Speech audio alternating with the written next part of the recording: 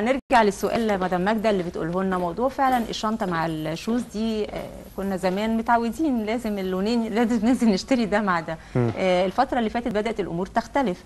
امتى ده يكون مطلوب وامتى؟ انا بقول على فكره ما فيش موضه بتروح يعني، يعني كل واحد كمان بالسنس بتاعه يعني، لكن امتى بيكون ده مطلوب وده مطلوب؟ نقدر نقول كده افضل حاجه ان هي تحاول وهي بتعمل الوردروب او الماتشنج بتاعها، تحاول تشوف اللي هو اللي لاقي عليها هي.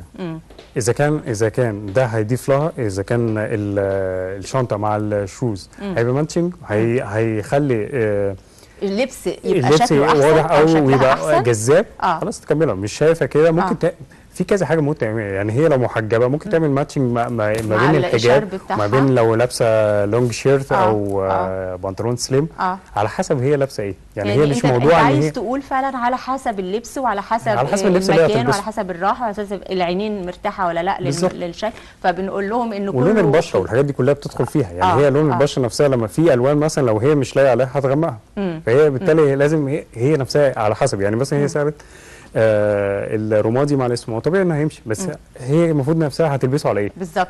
فالموضوع مرتبط بكذا حاجه، عشان كده بنقول دايما ان الشنطه من ضمن الحاجات المكملات برضو بتعبر عن شخصيه المراه. احنا معانا تليفون، احنا هنعلق طبعا على الشنطه، بس معانا مدام ماجده. ايوه السلام عليكم. عليكم السلام ورحمه الله وبركاته. لو تكرمتي عايزه اسال الاستاذ محمد، هل الشنط الكبيره ديت حلوه جدا، بس هل هي تنفع في الخروج، وهل مستمره الموضه ولا محدده الاستعمال؟ طيب وبعدين عايزه اعرف الحفاظ على الشنط اللي لو كان لونها ابيض، سواء الجلد الطبيعي او الصناعي. وعايزه اعرف الاماكن اللي بتتباع فيها الحاجات دهيت، ونمره تليفون الاستاذ محمد. حاضر. وشكرا جزيلا. شكرا يا حبيبتي. انت اولا ترجعي للكنترول يا استاذه ماجده، تاخدي رقم تليفون استاذ محمد وتعرفي هي بتتباع فين. الاول نعلق على الشنطه وبعدين نشوف اسئله مدام ده ماجده. جلد طبيعي تمام. الجلد اللي هو اللي محفور عليه ده هو كان نفس الجلد الساده، بس حبيت اضيف للتصميم بتاعه ان هو يبتدي يتحفر عليه. فكره اللي هي الحفر بالليزر على الجلد نفسه. بعد كده معمول اللي هي الورده اللي هي المتجدله دي، جواها شكل الرويال. ده خشب بامبو اللي هو العمود اللي فيه كورتين ذهب من الجنب، ده خشب بامبو ومتجدل عليه او ملفوف عليه خيط اسمه خيط مش خيط شمع. عشان الخيط ده اللي هو اغلبيته هتلاقيه مستخدمه عشان بيتحرق بالنار، عشان بيقفل الحاجه في الغرزه في اخرها. تمام تمام. حلوه قوي برضو، رغم ان هي فيها شغل كتير، بس هي في الاخر عشان كل الشغل بلون واحد ومدخل بس اللون الذهبي معاه. الذهبي عشان برضو ذوقها حلو قوي.